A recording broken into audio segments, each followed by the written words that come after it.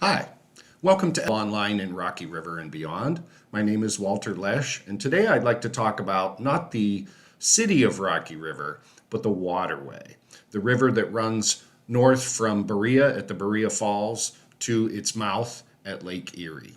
While I was researching this, I was lucky enough to come across an interview by Wendy Wyrick, who in 2012, when she gave the interview, was a center manager for the Rocky River Nature Center. She talks at some length, about 80 minutes, about the Metro Park system, and the Rocky River Reservation is part of that discussion. So let me mute my microphone. I'll switch to the web browser here. And what I'd like to do is show websites that pertain to what she's talking about as she's speaking. We'll just go for a couple minutes, and then I'll come back and talk about some more websites. You know, Rocky River Reservation is one of our large reservations and also one of our oldest reservations. So there's a lot of history in Rocky River. And it goes basically from Lake Erie all the way down to Berea. So it's a long, skinny park following the Rocky River. It's there's a couple places that are a little wider.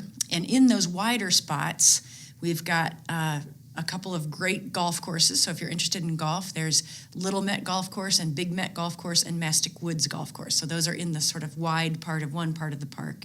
The next wide part of the park is where the Rocky River Nature Center is. So, and those are all things I would recommend going to. As I said, it's one of our oldest parks. The very first land acquisition for Cleveland Metro Parks happened in what is now Rocky River Reservation. It was 3.2 acres that our founder, William Stinchcomb, started with, and it's near the Stinchcomb Growth Memorial. So that's off of Hogsback Lane between Valley Parkway and Riverside Drive. And it's a beautiful site that's up above, it's the highest point in the park.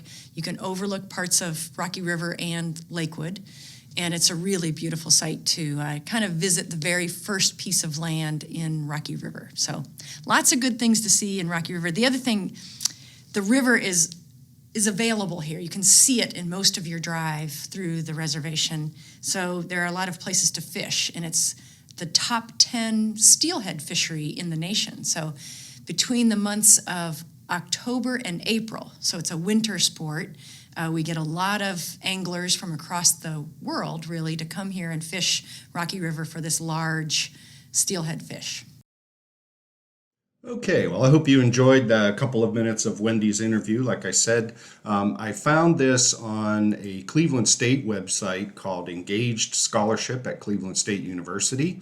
And I can show you how to do a search for that too, but here's her interview right here. So as she said, the Rocky River is an important fishing resource for the area. It's part of what's called Steelhead Alley, comprising several of the rivers here along the southern shore of Lake Erie. And people do, in fact, come from all over the world to catch these big steelhead fish. I did a Google search for images, Rocky River steelhead trout, and you can see they can be over 30 inches long and weigh more than 10 pounds and put up quite a fight. It is an important and valuable resource that we have. The type of fish that is stocked in the river is called the Manistee strain of trout. It's from the Manistee River in Michigan. So people do come from all over. Here's where I found the interview. I went to Engaged Scholarship at Cleveland State University, and I just typed in Rocky River Reservation, and these are all oral history interviews. There are different types of publications that you can find, but you can download these as well. So I played it directly from the web page, but you can do that. She goes on to talk about how many trails there are. And just around the nature center itself, there are 5 miles of trails. So hiking is an important sport that takes place within the Rocky River Reservation and along our waterways. And the Cleveland Hiking Club is an organization that still exists. They started in 1920. So they are actually, very old, and they have a lot of their history online. I was lucky enough to find one of their early schedules where they actually refer to the library. So here's their schedule, and they go down and talk about different things. And then here's the hiker and the library. And in that, they give some advice about walking. Don't wear pointed-toed shoes or high heels. That makes sense. So if you want to go on hikes with them, you can find their schedules here on their website, clevelandhikingclub.org. The goal of their founders was to get 1,000 members, and that's what they have today. So they have about 1,000 people, and they have hikes every single day of the year. Another important resource along the Rocky River is horseback riding. And there is an affiliate of the Metro Parks called Valley Riding Incorporated. They're a nonprofit. They are located in what's called the Rocky River Stables, which is further south in the Metro Parks. But they have education and lessons, horse boarding, as well as therapeutic riding.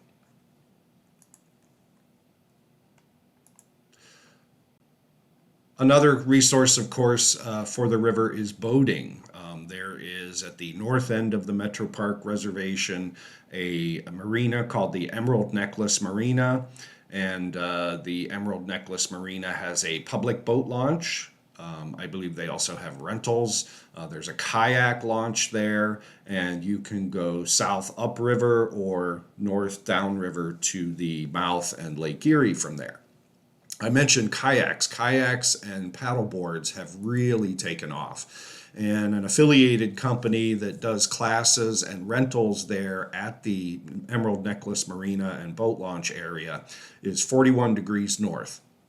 And you can see that they have a toll-free number there, but they also offer classes and trips and everything else. So that's another important resource in the reservation and along the Rocky River.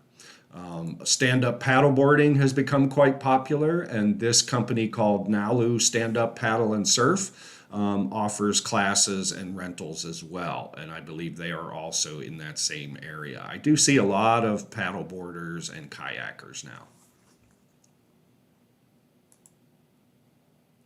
Another important sport, you might say, or activity along the river is bird watching. And the Western Cuyahoga Audubon Society has information about birding in the area. This is their page for the Rocky River Reservation.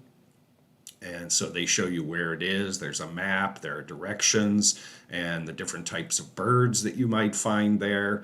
We've seen some interesting birds in the reservation, taking walks there ourselves.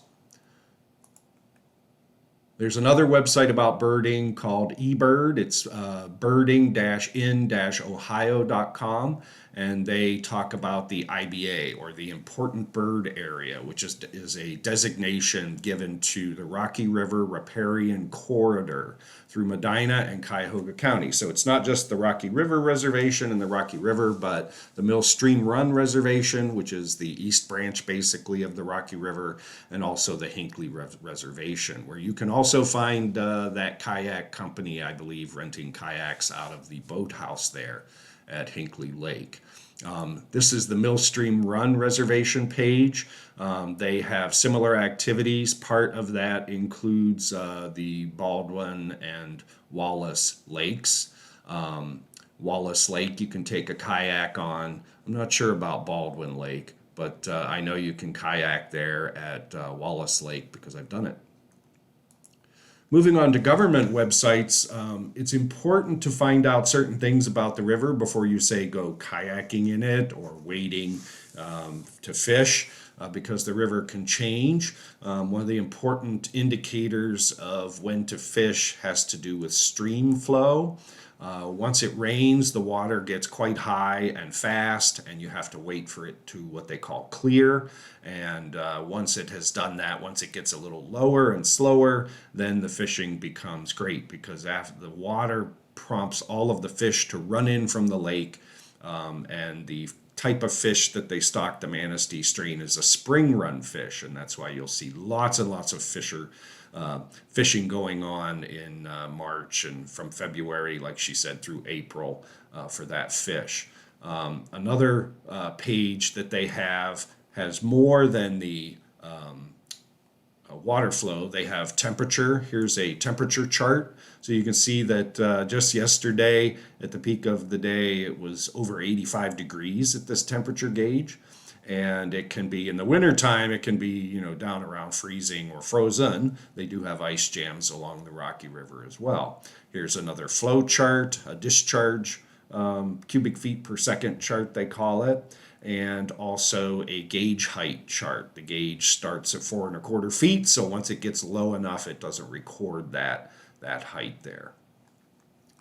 Okay, one of the other big important websites, other than the Cuyahoga, the Cleveland Metro Parks websites, is the page for the Rocky River Watershed Council, and that's called My Rocky River. That's at myrockyriver.org, and it is a group that was formed to protect, restore, and perpetuate the entire watershed. So that includes the Granger Ditch and the small streams that start the branches of the Rocky River in North Royalton and Medina and Richfield. They're all over the place, and the the Rocky River itself is quite short, but the branches and the north, south, east, and west branches of the river, as well as all the feeders that come into those, are all part of the watershed. And this is probably what I would call the other big website to check out if you want more information about the river. And it's also because they have links to lots and lots of different things, right?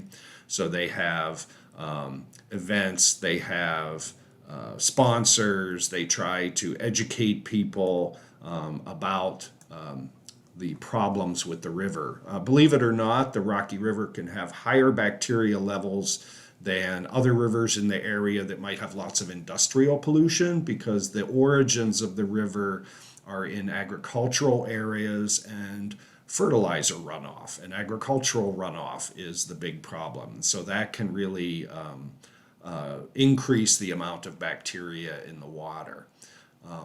I thought I would show you how I found some of this information to conclude our recording today. I first did a search for Rocky River, right? The problem when you do that, of course, is you end up with 264 million results, many of which don't have anything to do with the water. So the first thing that comes up naturally is the city of Rocky River, Ohio, because I'm searching on a computer in Ohio and searching for what they think now is a town. So there is lots of stuff that way, but what I did then is I went to settings. Now, from the beginning of Google, settings is down here in the bottom right. Once you've done a search, settings appears at the top of the search results page. Either way, you click on that and you get to what's called advanced search. So I clicked on advanced search and I started to do things in there. I put Rocky River as a phrase, meaning I want to find those words in that order. Capital letters, by the way, don't mean a lot to a search tool. Ohio, the state, I wanted to make sure I found that. And then also any combination of these words, watershed, river, pollution, EPA. At this point, I was looking for government information. So I even went to the site or domain box further down and I typed in .gov. You could type in .edu, .org, .biz, .info, .lib, whatever. But I also then started finding information about other Rocky rivers. There's one in North Carolina. There's one in Michigan. So I excluded those pages by putting in none of these words. I don't want to find the word city. That would take out the cities of Rocky River, right? The Carolina, the Rocky River in North Carolina, the Rocky River in Michigan. So using the advanced search tool got me to, I believe, about 3,100 results. Let me do that again. Yeah, so I got 3,100 results, and you can see there was a prosecution of a person who caused a fish kill along the river. They killed about 31,000 fish, and they charged them $1 per fish, estimating that would be the cost to replace the fish. So that was just part of the penalty. So there are, you might find pictures. Here's a picture of the Rocky River Bridge going over the Beaver Dam River, because beavers build dams along the rivers. and that's at the Library of Congress. So you'll find historical information, government information, weather information, all kinds of things. And there you can see pictures as well. So thank you for joining us today. I hope you'll join us again soon for another episode of Online in Rocky River and Beyond. Have a great day.